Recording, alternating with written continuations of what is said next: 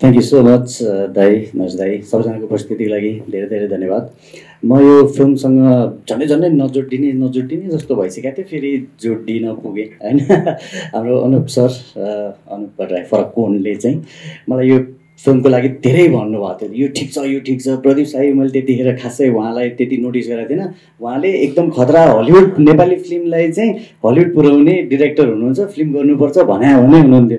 अनि मैले अलिकति त्यसमा त्यति धेरै इन्ट्रेस्ट पनि दिइरहेको थिइनँ, तर पनि अब त्यही हो डेस्टिनी, भाग्यको कुरा भनौँ होइन। इभेन्चुली म फिल्ममा जोडिन पाएँ।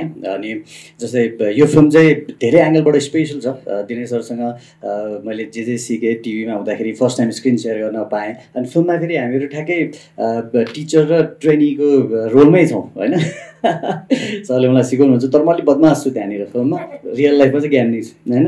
अनि कविता बेनिसा दुईजनासँग मैले फर्स्ट टाइम काम गरेँ, तर चिन्जान थियो पहिलेदेखि। एकदमै रमाइलो भयो, एकदमै राम्रो भयो। विजय सरसँग त एकदमै खालको राम्रो बोन्डिङ भएको छ। सरलाई मैले धेरै अगाडिदेखि फलो गरिरहेको थिएँ। सरले भन्नुभएको जस्तो 40 वर्ष भइसकेको रहेछ फिल्म इन्डस्ट्रीमा होइन। अनि त्यो एनर्जी, त्यो इन्थुजियाजम अहिलेसम्म पनि छ। यो फिल्म चाहिँ उहाँले डेब्यू फिल्म जसरी नै मेहनत गर्नुहुन्छ क्या, त्यो इन्थुजियाजम देख्दा चाहिँ एकदमै खुसी लागेको छ। त्यो डेडिकेसन देख्दाखेरि प्रदीप साईको कुरा गर्नु पर्दाखेरि चाहिँ प्राय अब यो फिल्म पनि प्रदीपकै फिल्म हो, तर यो प्रदीप खड्काको फिल्म होइन, यो प्रदीप साईको फिल्म हो होइन। यो फिल्म इभेन्चुली हामी सबैजनालाई जे देखाउनु भएको छ त्यो उहाँकै क्रेडिट हो। अघि उहाँले भन्नुभएको जस्तो नेपाली फिल्मलाई हलिउड लाने नि हलिउडलाई नेपालमा ल्याउने भन्नुको सेन्स चाहिँ सायद त्यहाँको प्रोडक्सन हाउसले इन्भेस्ट गर्ने होला, हाम्रो टेक्निसियनलाई ट्रस्ट गर्ने होला, हाम्रो क्रिएटिभ हेड्सहरूलाई विश्वास गर्ने होला, हामी जस्तो आर्टिस्टलाई एक्सपोजर दिने होला होइन। त्यो सम्भव छ है। अनि जस्तै हामीले कतै कुरा गरेको थियौँ, दाउतासँग मेरो फर्स्ट टाइम नै हो काम गरेको, त एकदमै राम्रो एक्सपिरियन्स भयो। ठ्याक्कै नरेश दाइले भन्नुभएको जस्तो उहाँको काम चाहिँ बोल्छ, आर्टिस्टको काम पनि बोलिरहेछ, तर म पनि बोलिरहेको छु। अनि मेरो पोइन्ट चाहिँ के हो भनेदेखि एक्लोलाई चाहिँ अलिकति हेर्ने पर्सेप्सन चाहिँ अलिकति सेट गर्नुपर्छ जस्तो लाग्छ। जस्तै ओपनिङ यति सो पायो, यति कलेक्सन भयो, अनि त्यसपछि यस्तो चल्यो त्यस्तो चल्यो भन्ने खालको चिजभन्दा चाहिँ यो अलिकति डिफ्रेन्ट एङ्गलबाट सोच्नुपर्छ होला यसलाई होइन। यो चाहिँ हाम्रो नेपालमा एकदम पपुलर छ डोजर होइन।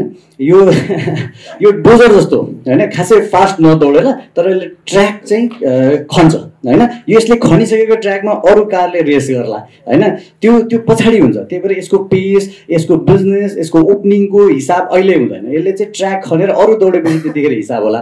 उहाँ चाहिँ चालक हो, हामी सबै सहचालकहरू हौँ यो डोजरको होइन। तपाईँहरू सबैजना त्यसकै अब पार्ट हुनुहुन्छ, एलिमेन्ट्सहरू हुनुहुन्छ। मैले रिपिटेडली भन्छु कस्तो भने क्याप्टेन, यहाँ त क्याप्टेनै क्याप्टेन, हाम्रो फिल्मको क्याप्टेन, प्लेनको क्याप्टेन, पर्टिकुलर यो एक्लोको क्याप्टेन, होल फिल्म इन्डस्ट्रीको क्याप्टेन होइन। यो फिल्मको पर्टिकुलर यो एक्लो फिल्मको क्याप्टेन प्रदीप साई। अनि उहाँ चाहिँ स्टेरिङ फ्रन्ट व्हिल जे भने पनि उहाँ हो। हामी सबै भनेको इन्जिन हो, हामी भनेको पछाडिको टायर जस्तो हो क्या, ठेलिदिने मात्रै हो। उहाँले भिडतिर लानु भने भिडतिर ठेलिदिन्छौँ, खसेर जे हुन्छ उहाँलाई हुन्छ, प्रड्युसरलाई हुन्छ।